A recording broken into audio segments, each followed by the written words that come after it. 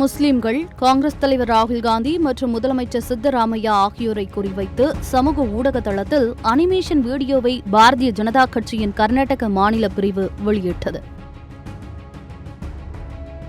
கோணம் 1.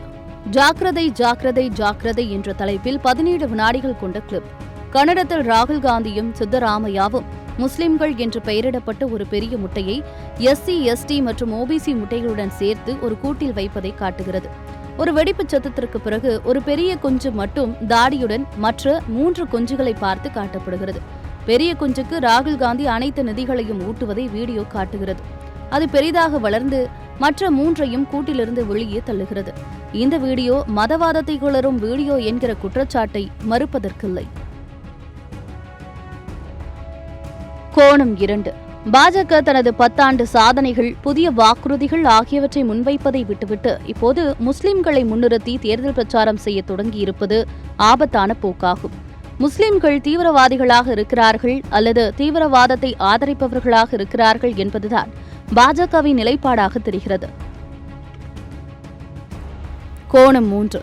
பாஜக தேசிய தலைவர் JP நட்டா, பாஜக தேசிய சமூக ஊடக பொறுப்பாளர் அமித் மாளவியா, பாஜக மாநில தலைவர் BY விஜயேந்திரா ஆகியோர் மீது KPCC மீடியா மற்றும் கம்யூனிகேஷன் பிரிவின் தலைவர் ரமேஷ் பாபு தேர்தல் ஆணையத்தில் புகார் அளித்திருக்கிறார். தேர்தல் ஆணையத்தில் அளிக்கப்படும் புகார்கள் குப்பை தொட்டிக்கு போனதாகத்தான் நமது அனுபவம் காட்டுகிறது. கோணம் 4. இந்துக்களுக்கு எதிரான கட்சி என்கிற பிரச்சாரத்தை திமுக தனது இந்து அறநிலையத்துறை சார்ந்த நடவடிக்கைகள் மூலம் முறியடிக்க நடவடிக்கைகளை எடுத்தது. அதேபோல் முஸ்லிம் அமைப்புகளும் தீவிரவாதத்திற்கு எதிராகவும் நாட்டின் ஒருமைப்பாட்டை வலியுறுத்தியும் குரல் எழுப்புவதுதான் பாஜகவின் பிரச்சாரத்தை முறியடிக்க உதவிடும் என்பதில் சந்தேகமில்லை.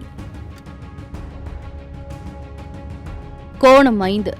வேலையின்மை, தொழில் நசிவு, பணவீக்கம் போன்றவற்றால் மக்களுக்கு ஏற்பட்டிருக்கும் அதிருப்தியை முஸ்லிம்களுக்கு எதிரான அதிருப்தியாக மடைமாற்றி திருப்பிவிட பாஜக முயன்றால் அது தோல்வியில்தான் முடியும் என்பதை தேர்தலில் மக்கள்தான் நிரூபிக்க வேண்டும்.